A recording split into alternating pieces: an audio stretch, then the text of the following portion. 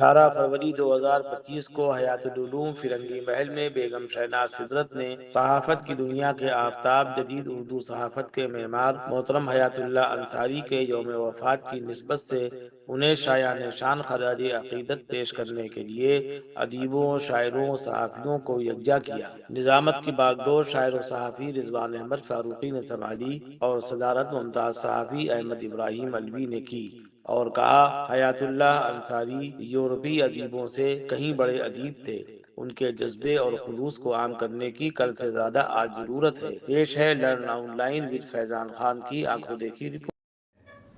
Doctor Arshad Nahid صاحبہ تشریف لے آئیں، ان کا استقبال ہے۔ ان کا استقبال اس لیے بھی ہونا چاہیے جب حیات اللہ صاحب کے کوئی پروگرام ہو تو جن لوگوں نے عملی خراج پیش کیا ان میں ایک نام ان کا ہے۔ ان کی پی ایچ ڈی، ان کا تحقیقی مقالہ حیات اللہ صاحب پہ ہے، اور جب یہ مقالہ پڑھتی ہیں تو ہم لوگ حیران ہو جاتے ہیں کہ اتنی معلومات ان کے پاس کیوں ہیں، لیکن حیرت کے ساتھ مسرت ہونا چاہیے کہ جو بھی آدمی گہرائی میں جاتا ہے، سمندر میں ہوتے لگاتا ہے، وہ سی پی اور گوہر نکال لاتا ہے۔ تو یہ کام ان کے حصے میں آیا ہے۔ حالانکہ جب ان کی پی ایچ ڈی کی تکمیل ہوئی تو شہر کے ایک بزرگ صحافی تھے، انہوں نے پتہ نہیں کیسے پھپھولے پھوڑے، تو وہ پھپھولے پھوڑ کے دنیا سے چلے گئے، لیکن اللہ نے ابھی ان کو ہمارے درمیان رکھا ہے اور ان کے کام کے سبب ان کو سراہا جاتا رہے گا۔ وہ صاحب انتقال ہو گیا، وہ حیات اللہ صاحب کے حوالے سے شہناز صاحبہ کی بھی بہت تعریف کرتے تھے، وہ لوگ سمجھ رہے ہیں، علوی صاحب خاص کر سمجھ رہے ہیں۔ تو یہ سب نہ ہو اگر تو سمجھیے کام نہیں ہوا ہے۔ بقول مقبول احمد لاری کے وہ پوچھتے تھے مخالفت ہو رہی شہر میں؟ ہم نے کہا ہو رہی ہے۔ کہہ رہے ہیں اس کے مطلب آپ کام کر رہے ہیں۔ تو جتنے لوگ بھی کام کرتے ہیں ہاں تو اس کے لیے تیار، اس کے مطلب آپ کام کر رہی ہیں، ہم کہیں نہ کہیں لیکن کام آپ کا آپ کے مخالفین کو پیدا کر رہا ہے۔ تو کسی نے کہا بھی ہے کہ مخالفین کا ہم احترام کرتے ہیں، یہ کسی شاعر کا مصرع ہے۔ تو جو لوگ تعریف کرتے ہیں کبھی کبھی تعریف سے لوگ بگاڑ بھی دیتے ہیں نا، مزاج اچھا خاصا آدمی کام کرنا بند کر دیتا ہے، کام ہو گیا، اور جب تک مخالفت ہوتی وہ ایک بڑی لکیر بنانے کے چکر میں کام کرتا رہتا ہے۔ اب میں دعوت دیتا ہوں، کسی اور کو بلاؤں اس سے قبل میں چاہتا ہوں کہ محترمہ شہناز سدرت صاحبہ کو زحمت دوں، وہی یہاں کی روح ہیں، سب انہی کی دم سے تمام چراغاں ہیں، محفلیں ہیں، آرائشیں ہیں، رونقیں ہیں۔ ان کو بلانے کا مقصد یہ نہیں کہ ان کی تقریر ہو یا آپ کو وہ بتائیں اپنی کارکردگی، بلکہ ان کو بلانے کا مقصد یہ ہے کہ وہ صفحے اول سے لے کے صفحے آخر تک ایک ایک چہرے سے نام کے ساتھ واقف ہیں۔ تو جو کام وہ کر سکتی ہیں وہ یہ ناظم بھی نہیں کر سکتا، تو وہ کام ہو جائے نظم و ضبط والا۔ اب جتنا بے ربط کام ہے وہ سب میں کر لوں گا۔ تو جو آپ کے آج کے مہمانان خصوصی ہیں، مہمان اعزازی ہیں، اور جو خاص چہرے ہیں، جو عام چہرے ہیں، ان سب کے متعلق یا اپنے متعلق بھی جتنی باتیں آپ بتانا چاہتی ہیں وہ بتا سکتی ہیں۔ آپ کا مائک پہ استقبال ہے تالیوں کے ساتھ۔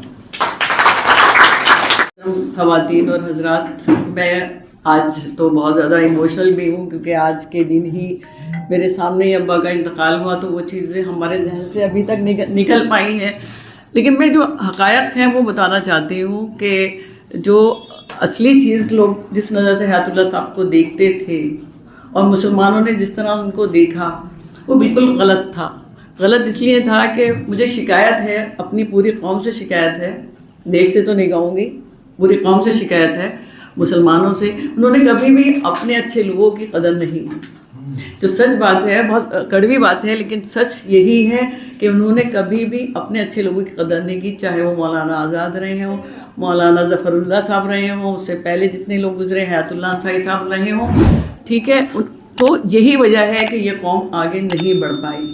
حالانکہ حیات اللہ صاحب کی جو زندگی ہے وہ ایک بہت بڑا ہمارے سامنے جو ہے ایک مثال ہے۔ مجھے تو لگتا ہے کبھی کبھی جب میں ان کی زندگی دیکھتی ہوں، اور میرے خیال میں زندگی میں مجھ سے زیادہ قریب ان کے کوئی نہیں رہا۔ ان کے آخری الفاظ تھے کہ تم میری بہن بھی ہو، میری بیٹی بھی ہو، اور میری ماں بھی ہو۔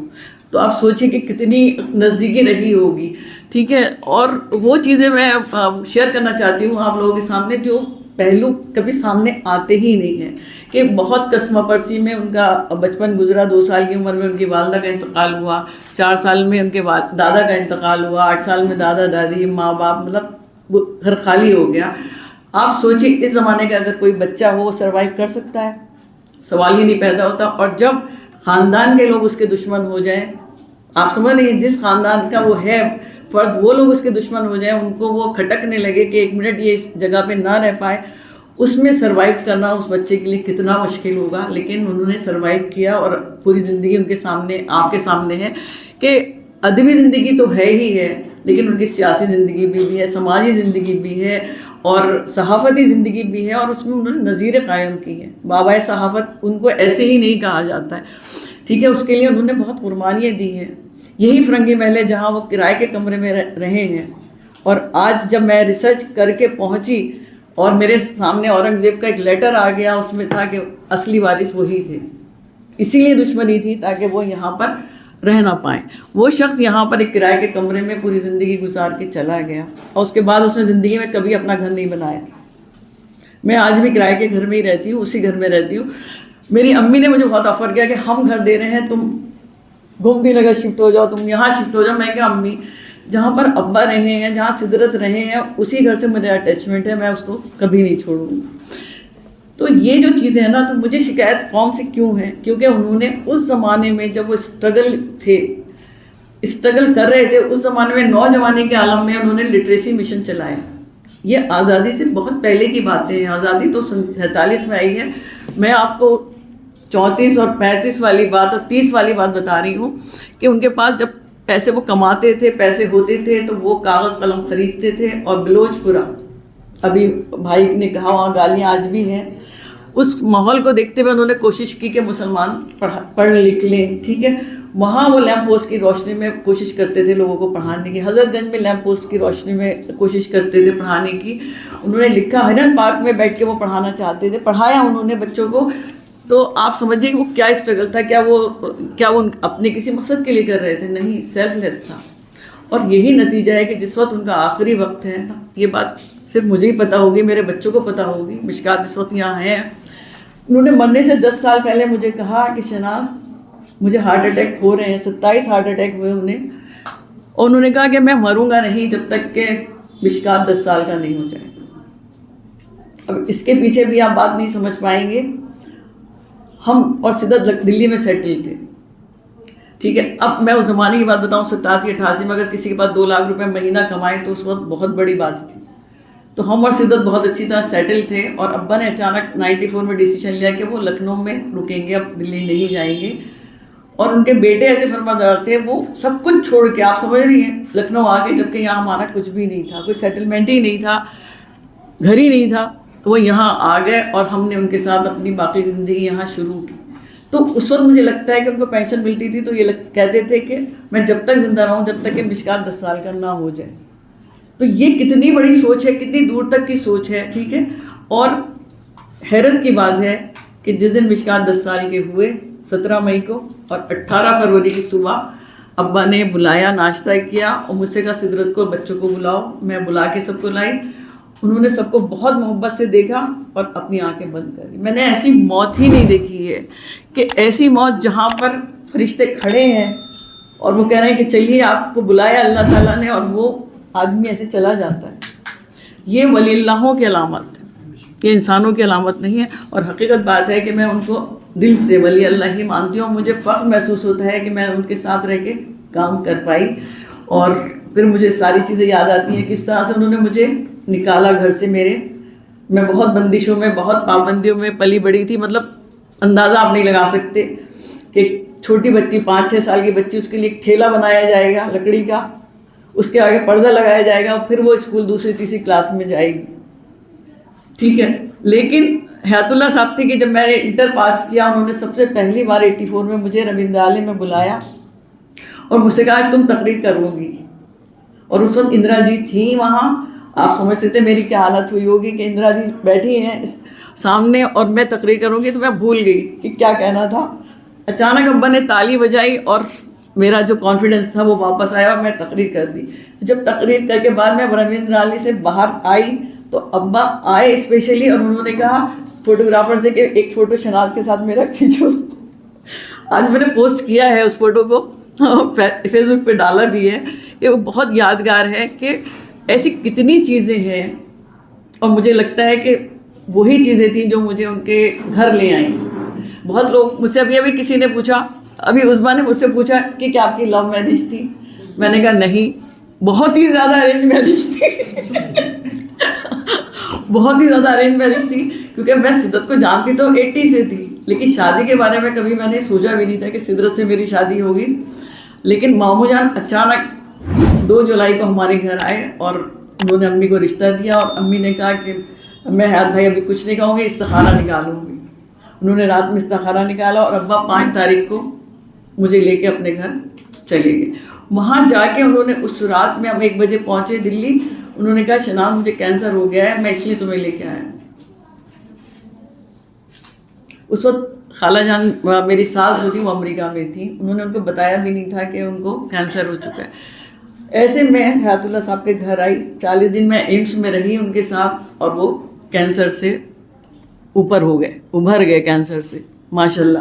اس کے بعد ڈاکٹر نے خود ہی کہا کہ اب آپ کو ضرورت نہیں ہے کبھی آنے کی، لیکن 27 ہارٹ اٹیک وہ اس کے بعد کی بات ہے۔ آپ سمجھ رہے ہیں کتنی زبردست ول پاور ہوگی اس شخص میں، جس نے زمانے کے اتنے نشیب و فراز اٹھائے، کتنی باتیں سنی ہے، میں نے خود سنی ہے نا، اور اس کے بعد یقین مانے کہ میرے اندر جو اسٹرینتھ آئی۔ اب زیادہ تر لوگ جانتے ہیں کہ یہاں لکھنؤ میں مجھے بہت کم لوگ پسند کرتے ہیں، بہت کم لوگ پسند کرتے ہیں، صرف اس وجہ سے کہ دماغ میں انہوں نے نئی نئی چیزیں بنا دی ہیں کہ میں بہت مغرور ہوں یا ملنا پسند نہیں کرتی یا میں باہر نہیں آتی۔ ایسا نہیں ہے، میں نے سب کچھ دیکھا، زندگی کو قریب سے دیکھا، اس کے بعد دیکھا کہ گوشہ نشینین میں زیادہ عافیت ہے، اس لیے میں گھر میں ہوں، اس لیے میں باہر زیادہ نہیں آتی ہوں، کیونکہ مجھے لگتا ہے کہ یوز لیس ہے۔ اس سے اچھا ہے کہ میں اپنے وقت کا، ہندی میں وقت کہتے ہیں نا سدوپیوگ کرتے ہیں، تو وقت کا صحیح استعمال کر لوں۔ میں صرف اس لیے باہر زیادہ نہیں نکل پاتی اور جانا بھی نہیں چاہتی، کیونکہ مجھے پتا تھا کہ مجھے پوری آزادی ہے، مجھے گاڑی چلانا آتا ہے، میرے پاس پیسے بھی ہیں، میرے پاس ڈرائیور بھی ہے، میں خوب کٹی پارٹی جوائن کر سکتی ہوں، لیکن آپ سوچتے ہیں اس کے باوجود میں کہیں باہر نہیں نکلتی۔ ایون کہ شادیوں میں بہت ریئر، مشکات ڈرتا تھا کہ امی آپ میری بھی شادی میں آپ آئیں گی؟ نہیں ہو پائیں گی۔ میں کہا نہیں بیٹا تمہاری شادی میں ہم ضرور آئیں گے، ٹھیک ہے، لیکن یہ جو سوچ ہے نا یہ کام کرنے کے لیے، کہ وہ وقت جو ہے جو میں کٹی پارٹی میں جاؤں وہ وقت میرا صحیح استعمال ہو، میں کسی کے کام آ سکوں۔ میرا وقت دوپہر کا خالی تھا، میں نے آفس اپنا یہاں بنایا اور آپ کو پتہ ہے 2 سے 4:30 بجے میں یہاں رہتی ہوں، تو میں مثبت کام کے لیے آئی ہوں، میں نام کے لیے بالکل نہیں آئی، اور نام کے لیے میں نے کوشش بھی کبھی نہیں کی۔ جیسے ابھی رضوان بھائی نے کہا کہ بہت بڑے بڑے آفر آئے، جب میں لکھنؤ آئی تھی اس وقت دوردرشن نے فوراً مجھے کہا کہ آپ ہمارے یہاں ایز اے اناؤنسر کام کر لیجیے، تو مجھے ہنسی آئی کہ ساپا نے اپنے لوگ بھیجے، احمد حسن صاحب کو بھیجا کہ آپ ساپا جوائن کر لیجیے اور مہیلا جو آیوگ ہے اس کے ادھیکش بن جائیے۔ تو میں نے کہا جب میں نے اپنا IAS چھوڑ دیا تو یہ چیزیں میرے لیے کوئی معنی اب نہیں رکھتی۔ تو وہ سب سے بڑا عہدہ تھا کہ اگر میں، میرے ساتھ کے لوگ اب کمشنر ہیں کیا کیا ہیں، ٹھیک ہے، تو جب میں نے اس کو اہمیت نہیں دی تو یہ پھر میرے لیے معنی نہیں رکھتا۔ جو کام میں کر رہی ہوں وہ حیات اللہ صاحب کا مشن ہے، اور الحمدللہ دیکھیے ان کے تعلیم گھر تھا، ریاستی انجمن ترقی اردو اتر پردیش تھا، بزم خواتین تھی، اور کئی ادارے ایسے تھے جو ان کے دم پہ چل رہے تھے، وہ الحمدللہ آج بھی ویسے ہی چل رہے ہیں۔ اور میں نے اس میں ایک ایڈیشن اور کر دیا کہ مدرسہ حیات العلوم بنا دیا تاکہ جو ایک فرنگی محل کا ایک یادگار تھی مدرسہ نظامیہ وہ بھی برقرار رہے، اور لڑکیوں میں تعلیم میں ہم کام کریں، بہت ضروری ہے، کیونکہ لڑکوں کے مدرسے تو بہت ہیں، ہر جگہ ہیں، کوئی جگہ ایسا نہیں ہے، قریہ ہے، لیکن لڑکیوں کی تعلیم پہ ابھی اتنا زیادہ کام نہیں ہو رہا ہے۔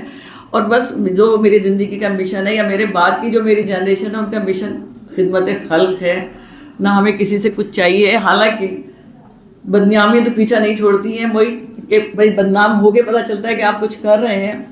میں ابھی ایک قصہ سنا رہی تھی کہ NRC جب ہوا اور میں اس میں نہیں گئی، لکھنؤ میں واحد عورت میں تھی کسی آرگنائزیشن کی پریسیڈنٹ، میں NRC میں نہیں گئی تھی۔ میں نے بزم خواتین کی عورتوں سے کہا کہ مت جائیے، وہ بیکار چیز ہے، یہ صرف پولیٹیکل ہے، اس میں آپ وقت ضائع کر رہی ہیں، اس وقت کا ہم استعمال کریں گے، ہم جن کے پاس کاغذات نہیں ہیں ہم ان کے کاغذات بنائیں گے۔ اور دیکھیے میں ہی صحیح تھی، لیکن اس کے عوض میں مجھے کیا سننے کو ملا تھا، NRC میں حضرت گنج چوراہے پہ کھڑے ہو کے عورتوں نے، خود مسلمان عورتوں نے کہا تھا شناز سدرت کو راجناتھ سنگھ نے کروڑوں روپے دیے اس لیے وہ نہیں آئی۔ یہ خبر میرے پاس بھی آئی تو مجھے ہنسی بھی آئی کہ کاش دے دیتے، میں بہت سے کام کر لیتی، ٹھیک ہے، لیکن یہ جو ہے نا میری قوم جو ہے یہ اچھے لوگوں کو پہچانتی نہیں ہے۔ اور میں آپ سب سے یہی استدعا کرتی ہوں کہ ہماری جو آگے کی جنریشن ہے اس کو یہ بات سکھائیے، اپنی آئندہ نسل کو بتائیے کہ وہ اپنے بڑوں کی عزت کریں، جو کام کرنے والے بے لوث لوگ ہیں ان کی عزت کریں اور ان کو پہچانیں۔ آج ابراہیم بھائی کے لیے کہا جا رہا ہے، آپ سمجھ رہے ہیں، ٹھیک ہے، لیکن میں خود چاہتی ہوں کہ ان کی زندگی میں ایسی چیزیں ہوں کہ ہم لوگ ان کو یاد رکھیں، ہماری نسلیں ان کو یاد رکھیں کہ لکھنؤ میں بھی کوئی شخص ایسا تھا. یہ ہے وضاحت بھائی ہیں، ابھی سہیل وحید صاحب ہیں، خود رضوان فاروقی صاحب ہیں. یہ لوگ ان کا ہوں گے، ان جیسے لوگ اب زمانے میں نہیں آئیں گے. سچ بات یہی ہے کہ جو ہم دیکھ رہے ہیں، جب اردو ہی نہیں پڑھ رہے ہیں، املا ہی ٹھیک نہیں ہے، تو آپ کیا سوچ سکتے ہیں کہ وہ کچھ لٹریچر تیار کریں گے؟ شاعری سب کچھ نہیں ہے. شاعری ایک وقت گزاری کا ایک ذریعہ ضرور ہو سکتا ہے، لیکن جو ادب ہے وہ لٹریچر پہ منحصر ہوتا ہے کہ لٹریچر پہ جتنا کام کرنے کی ضرورت ہے کہ آپ کو لگتا ہے کوئی کام کر رہا ہے. صرف اخباروں کو اٹھا کے دیکھ لیجئے، اخباروں کی اسپیلنگ نہیں ٹھیک ہے، وہاں پر ٹھیک کرنے والا کوئی نہیں ہے. تو یہ میں اس پر شکایتیں ہیں، لیکن میں کام کر رہی ہوں اور انشاءاللہ میں کرتی رہوں گی. اور میری دعا یہی ہے کہ جب تک ابا کی دعائیں میرے ساتھ ہیں، میرے اندر وہ طاقت ہے. دنیا کی طاقت نہ ہو، لیکن وہ طاقت ضرور ہے جو غیبی طاقت ہے، اور وہی مجھے جو ہے کام کرنے کی تلقین کرتی ہے. بہت لوگ آتے ہیں، مطلب ایک چھوٹا سا واقعہ، سبیہ یہاں موجود ہیں. 2012 میں مجھے ہندوستان ٹائمز ایوارڈ ملا، تو سب مسلم خواتین ہی بیٹھی تھی، میں دوسروں کی بات ہی نہیں کر رہی ہوں. میں لینے جا رہی تھی، اکھلیش یادو ایوارڈ دے رہے تھے. پیچھے سے میری آواز آئی، جب میں اٹھ کے جانے لگی، تاج ہوٹل کی بات ہے، تو پیچھے کسی خاتون نے کہا، میں ان کو اچھی طرح جانتی ہوں، ارے شہناز زندگی غریبوں کے لیے کام کرتی ہیں، انہوں نے سب کو کہہ دیا ہوگا ایک SMS کر دو، سب نے ووٹ دے دیے، اس لیے یہ جیت گئی ہے. میں سنتی ہوئی چلی گئی، کچھ بولی نہیں. اور مجھے ہنسی آ گئی کہ میری جو خواتین ہیں وہ اتنی کس مپرسی کی حالت میں ہیں کہ ان کے پاس موبائل ہونا ہی ایک بہت بڑی بات ہے، جن کے لیے میں کام کر رہی ہوں. حقیقت بات بتا رہی ہوں آپ کو. تو وہ پھر میں نے ان سے کہا، سنیتا رین سے، کہ 2 منٹ کے لیے مجھے دے دیجیے مائک، میں کچھ کہنا چاہتی ہوں. پھر میں نے ان صاحبہ کا جواب دیا کہ یہ آپ کی غلط فہمی ہے. یہ جو ووٹ ملے ہیں یہ ہندوستان ٹائمز پڑھنے والوں نے دیے ہیں، یہ میری خواتین نے نہیں دیے. جو سمجھتے ہیں کہ میں کام کر رہی ہوں، یہ ووٹ ان لوگوں کے ہیں، اور زیادہ تر غیر مسلموں کے ہیں، اس لیے کہ ہندوستان ٹائمز کتنے مسلمان پڑھتے ہیں؟ 1% بھی نہیں پڑھتے. تو یہ جو ٹانگ کھینچنے والی چیزیں ہیں نا، ہماری قوم کو سب سے پہلے اس کو ختم کرنا پڑے گا. ایک مطلب ہتھیار کے طور پہ کہ ہمیں سیکھنا پڑے گا کہ ہم میں سے جب کوئی آگے بڑھتا ہے، چاہے مرد ہو چاہے عورت ہو، للہ اس کو روکیے مت، اس کو آگے بڑھنے دیجیے. وہ آپ کے لیے آگے بڑھ رہا ہے. جتنے یہاں لوگ بیٹھے ہیں وہ سب قوم کے لیے کام کر رہے ہیں، وہ اپنے لیے نہیں کر رہے ہیں. یہاں پر ایک بھی کسی کو میں نہیں دیکھ رہی ہوں جو یہاں اسٹیج پہ ہے. عشرت ناہید ہیں، پروین شکیل یہاں بیٹھی ہیں، کہ سبیہ احمد ہیں. یہ اپنے لیے نہیں کام کر رہے ہیں، یہ بے لوس کام کر رہے ہیں تاکہ قوم کو اس کا فائدہ پہنچے. لیکن قوم ہے کہ بھائی وہ تو زندہ رہنے ہی نہیں دے رہی ہے. تو اس کو بدلنے کے لیے آپ کو اجتماعی طور پہ کام کرنا ہے کہ ہم یہ میسج دیں کہ قوم اس سے اوپر نکل جائے، تبھی ہم کچھ کر پائیں گے، ورنہ سب کچھ بیکار ہے. بس اسی کے بعد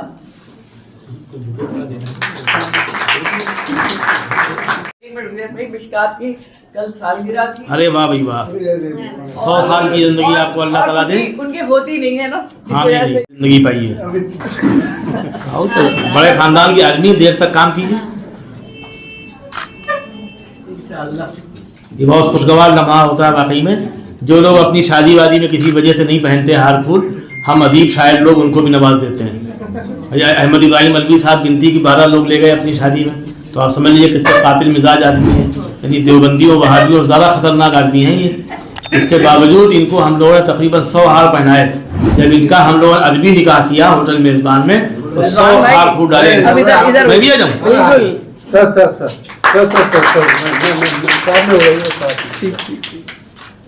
بہت شکریہ. آپ کیسے رہ جائیں گے؟ لوگ سمجھتے ہیں میں یوں ہی تعریف کر رہا ہوں. میں اس لیے تعریف کرتا ہوں کسی کو توفیق تو ہوگی کہ ہمارا بھی کوئی حق ہے. انتظار کا اپنا مزہ ہے. اور یہ تو خیر ہماری بہن ہے، انہوں نے نوازا. بھائی بہن کا رشتہ یوں ہی بہت مقدس ہوتا ہے. قبلہ احمد ابراہیم الوی صاحب کی صدارت اور تمام مہمانان خصوصی اور مہمان اعزازی آج سب یہاں ہیں، جن کے لیے میں یہ شعر کبھی نہیں بھولتا ہوں. میں چلتے ہوئے شاعروں کے شعر نہیں پڑھتا. اگر خدا خواستہ سہیل وحید صاحب بڑے شاعر ہوتے تو ان کا شعر بھی کبھی نہ پڑھتا. بہت بڑے ادیب مان لیے جائیں تو ان کے بھی پیراگراف کم نوٹ کرنا چاہیے. ان لوگوں کو نوٹس کرنا چاہیے جیسے شہناز سدرت صاحبہ ہیں. اگر یہ غلطی سے کوئی اچھا مضمون لکھیں، چونکہ ان کے پاس وقت ہی نہیں، جب ملنے جلنے کا وقت نہیں تو یہ مضمون کب لکھیں گے؟ तो इसलिए इन्होंने हम लोगों को मुरासलों में टरखाया। तो अब इनसे एक मुतालबा ये भी होना चाहिए, नहीं आप लोग गहराई जानती हैं, हम ज़्यादा नहीं जानते हैं, लेकिन हमारा मुतालबा ये है कि आप लिखिए, बाकायदा अफसाने न लिखिए तो मज़ामीन लिखिए। अगर आप अहमद इब्राहिम मलवी साहब से मुतासिर हैं, आपको डॉक्टर शुजात अली संदीलवी अच्छे लगते हैं, हयातुल्लाह अंसारी साहब से आप मुतासिर हैं, आपके शौहर काबिल ज़िक्र हैं, उनका सलूक अच्छा है, या डॉक्टर बजाज साहब और सुहैल वहीद साहब में कुछ काबिल ज़िक्र है, तो आप चाहे 10 सतरें लिखिए, लेकिन लिखिए ज़रूर। हमने वो भी तरीक़ा लखनऊ वालों को दिया कि यहाँ लोग लंबे लंबे मज़ामीन लिखते थे, बिल्कुल लगता है नाविल लिख रहे हैं, इतना ही वक्त होता तो फिर इसमें और सुबह पढ़ी जाती। तो मैंने 4-4 5-5 लाइनें लिख के 260 लोगों का जिक्र 128 पेज में कर दिया। लखनऊ कुछ माजी कुछ हाल किताब आई। तो इस छोटे अदीब का कारनामा यह है कि उसके बाद बहुत से बड़े बड़े लोगों ने वही तरीक़ा अख्तियार किया। इरफान अली साहब 6-6 फीट के अलीगढ़ के पढ़े हुए थे, लखनऊ के थे, सुन्नी और फैशन वगैरह कायम कर रखा था। उन्होंने तमाम अपने ज़माने के सियासी और समाजी लोगों पे गुफ्तगू की और अच्छी खासी गुफ्तगू की, मुझसे अच्छी गुफ्तगू की। तो अल्लाह ने तौफीक दी तो भूले बिसरे सहाफ़ी के उन्वान से कौमी आवाज़ के सहाफ़ियों पे नाफे किरवाई साहब जो बिल्कुल ठस आदमी थे, बीमार थे, उन्होंने भी आखिरी वक्तों में काम किया और आग ने उसको मुक़द्दस अलाव में तपाकर सहाफ़त का एक अहम सहीफ़ा बना दिया। तो इस तरह के काम भी हुए। तो काम का आगाज़ होना चाहिए, ज़रूरी नहीं है कि आप 50 लाइन लिखिए अपना वक्त बर्बाद कीजिए, कम वक्त में काम की बातें लिख दीजिए। तो एक सिफत तो हर एक के अंदर होगी। तो अगर बजाज साहब मैंने नहीं लिखा तो आप लिख के बताइए कि बजाज साहब आपको क्यों नहीं लिखे, क्या आपको चश्मे की ज़रूरत है। तो इस तरह काम का सिलसिला आगे बढ़े। ये कमेंट बिल्कुल नहीं है, बल्कि एक बिल्कुल मुखलिसाना मुतालबा है कि आप चूँकि पढ़ी लिखी खातून हैं, आप जो लिखेंगी, आपने जो कुछ यहाँ समझा है, भोगा है, जो कुछ बरसा है लखनऊ को, वो सब लिख दीजिए अपने कलम से। ये भी लखनऊ की याददाश्त होगी। और अलवी साहब से मुतालबा ये कम अज़ कम सवाने न लिखें, तो जिस लखनऊ को अपनी आंखों से देखा वही लिख दें। वो बताते ज़्यादा हैं, लिखते कम, ये मुसीबत है। और अच्छा, इनसे लिखाने का तरीका एक ये है कि इनके ऊपर कोई अजाब नाजिल कर दीजिए आप। अजाब का मतलब जो सवाब की शक्ल है, जैसे आपने इनसे काम ले लिया, ये काम नहीं करने का आती है, ये कहते हैं बहुत लिखता हूँ, कौन लिख रहा था, मर गए, कैसे मर गए भाई, नबी आखिर जमाल का आना बंदुबा सब आ जा रहे हैं, लोग लिख रहे हैं, लिखने के तरीके दूसरे, हो सकता है आप उनसे मुत्तफिक ना हो, इस तरह का आप तख्लीक ना पाए। आपको अल्लाह ने सलाहियत दी तो आपने तय कर रखा है जब कोई अखबार हमको बुलाएगा, मेरे घर पे आएगा, तब मैं लिखूंगा। वाह भाई वाह, ये कोई मजहब थोड़ी है जिसमें नमाज पढ़िएगा सवाब मिलेगा। अदब हम इसलिए लिखते पढ़ते हैं कि लोग हमको जाने और हमारी शोहरत और मुस्तहकम हो। और जैसे हयातुल्लाह साहब के बारे में कहा गया कि आखिरी वक्त तक उनका कलम था, उनके उंगलियों में रहा और लिखते रहे। तो अहमद इब्राहिम मलवी साहब के ऊपर भी ये इल्ज़ाम आयद न हो कि आपने आग को छोड़ दिया तो आपने लिखना बंद कर दिया, बल्कि आप रोज़ लिखिए कुछ ना कुछ। अगर लिखते हैं फाड़ डालते हैं, ये भी अजीब फलसफा है भाई। आपके काम भाई आप किसी को दे दिए वो अदीब बन जाए, ये भी नहीं मंजूर है। मुमकिन है बाद में वो अपनी इज्जत रखने के लिए लिखने लगे। तो लिखते बहुत हैं, लेकिन इनसे हम कहते हैं खुदा करे लिखाने वाले पैदा हो जाए। जैसे वज़ाहत साहब ने जब इनसे कहा अगर 1.5 दिन का वक्त दे दिया तो उन्होंने मजमून लिख के दे दिया। अब बाद में अलवी साहब कहते हैं कि ये देखिए हरकत है उर्दू वालों की, सबको मोटी मोटी किताबें देते हैं, फोटोकॉपी करा के लोग देते हैं एडिटर साहबान। अब मुझसे एक दिन पहले कहते हैं इब्राहिम भाई भूल गया, बिल्कुल आ नहीं पाया, और कल जा रहा है प्रेस में पर्चा, मैं लिख देता हूँ। अब लोग चाहते हैं मैं इसमें हीरे पुन्ने पुखराज लगाऊँ, तो कैसे लगाऊँ। तो ये हरकत भी बंद की जाए और इनसे मुख्तसारा तौर पर दिखाया जाए। मैं ये काम इनसे दे देता हूँ। हमारी नशिस्तें हर महीने होती हैं जिसको शायरी को बहुत बुरा समझा जाता है। उसी शायरी में अलवी साहब ने जुगनू अफसाना पढ़ा, कलम पे अफसाना लिखा, कागज़ पे आर्टिकल लिखा।